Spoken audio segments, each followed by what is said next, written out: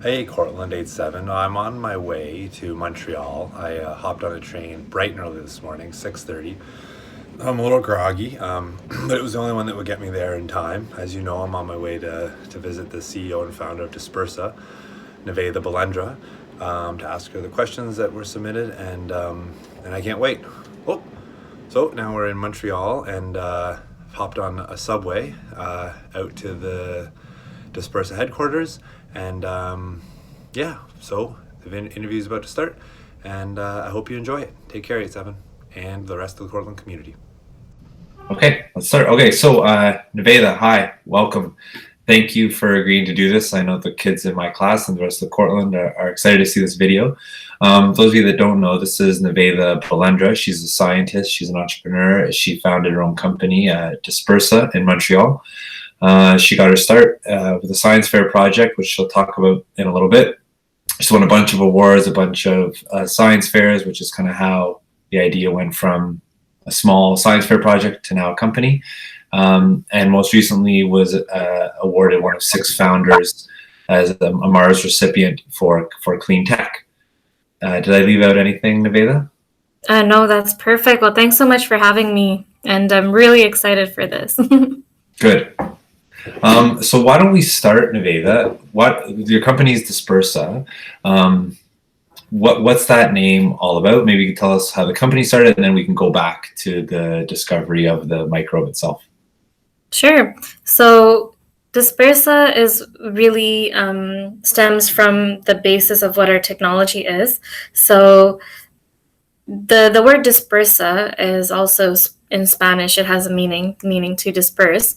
But I'm not from Spanish origin. But basically, the idea behind it came from our technology. Now, our microbes have this cool ability to produce a compound that's just like soap.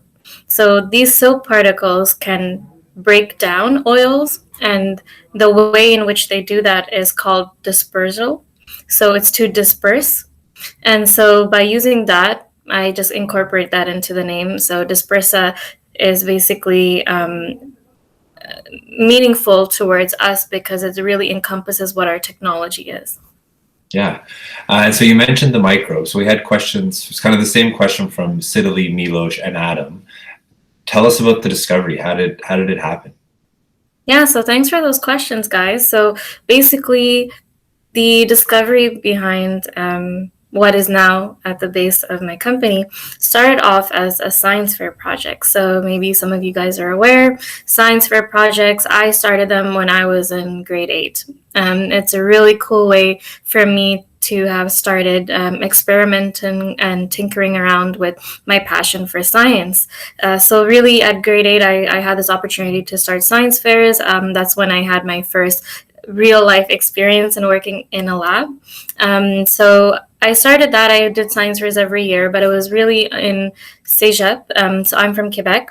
So this is, I guess, the equivalent of grade 12 in Ontario. So basically, in that grade, I submitted this project for a sustainable solution to oil contamination. And I was inspired because there was actually an oil spill close to where I'm from in a little town called Lac Mégantic. And this oil spill was really disastrous. And it made me think, why don't we have a sustainable way of cleaning up oil spills? So that's really what inspired me. And then in grade 12, I guess equivalent in Ontario, I took this project and wanted to use the power of these organisms that we don't even see to the human eyes to see whether they can have the potential to be used in cleaning up oil contaminated sites. Okay. It's like something out of a movie, this real life experience near your house. Okay, why is there no sustainable solution? Oh, never mind. Exactly. I found it.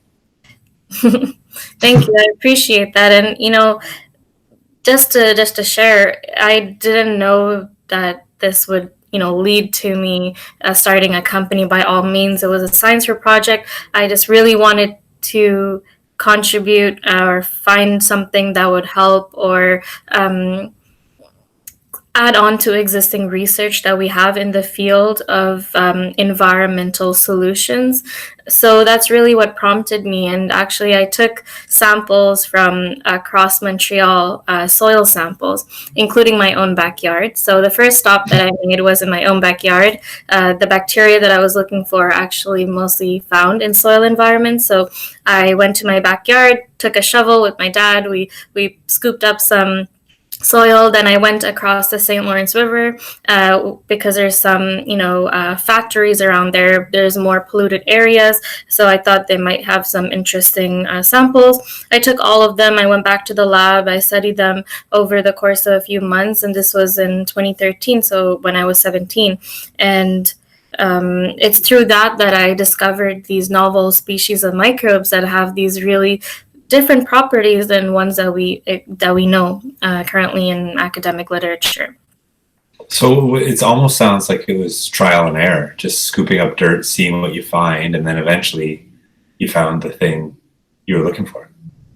So it wasn't exactly trial and error in the fact that I knew what types of bacteria I was looking for, and I knew that they were in soil environments. So I took those soil samples. I went back to the lab because I needed a lab in order to have the facility and equipment that I needed in order to do these tests.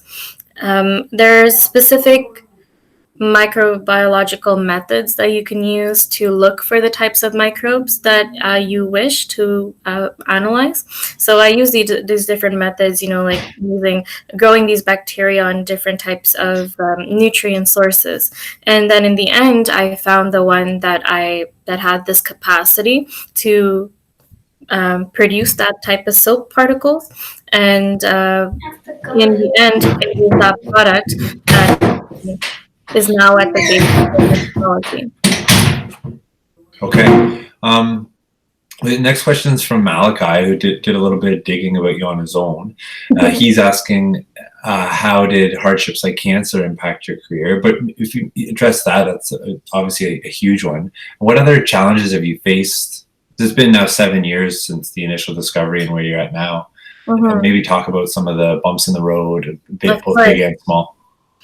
Yeah, so it's really important to talk about those hardships. And like in any journey, there's always ups and downs. And I think we should never think that, life is this linear path and then everyone is on this straight line and that, if you're not on that line, you're any different. I think that rather everyone has their own path, and it doesn't really matter how you get there. What's important is that you get there.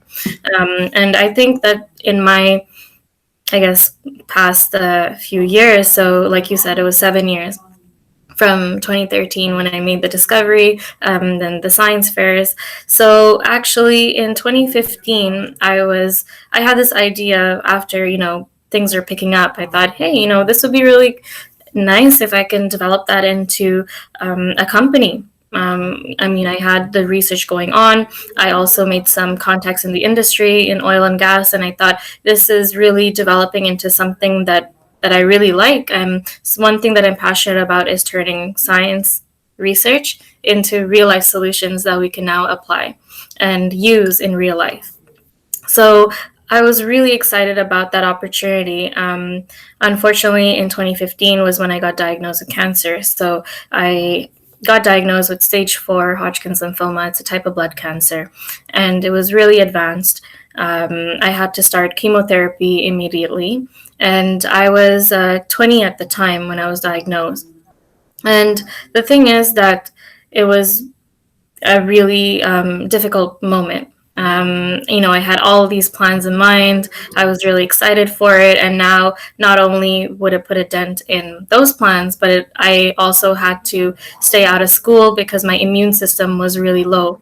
And it would be harmful for me to interact with basically public.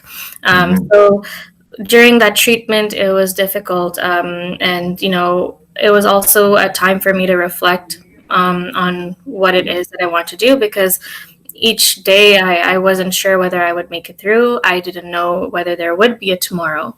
And I think that time was really what made it solid for me that this is what I want to do. And I made a promise to myself that, if I got out of chemotherapy, if I'm in remission, that I would do all that I can to take the second chance at life that I've been given to make the dreams come true. So that is sort of the attitude that I had towards it, and not to say that it wasn't hard. There are always really low moments, and in fact, at the same time that I was going through treatment, my mom was also going through chemotherapy. So both of us were going through treatments alternatingly, and unfortunately, my mom passed away. So that whole period was quite hard on our family, and also developing, going back to school, starting the company was not feasible at that very moment due to my personal health and having to recover. But after that, I always thought about that promise, and I said, I really want to make this happen, and I know that that's what my mom would have wanted as well, is to follow my dreams. And so I resumed school. I'm in remission now, 4 years.